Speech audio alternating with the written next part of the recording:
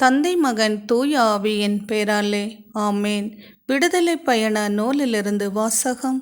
அதிகாரம் 22, இறை வார்த்தைகள் 28. கடவுளை நீ பழிக்காதே, உன் மக்களின் தலைவனை சபிக்காதே. இது ஆண்டவர் வழங்கும் அருள்வாக்கு. இறைவா, உமக்கு நன்றி.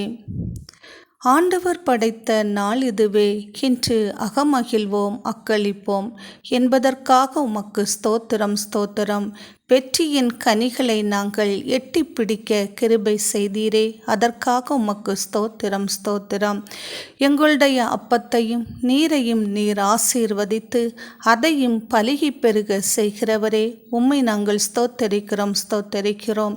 நாங்கள் செய்கின்ற தொழிலை ஆசீர்வதிக்கின்றவரே, உம்மை நாங்கள் ஸ்தோத்தரிக்கிறோம் ஸ்தோத்தரிக்கிறோம்.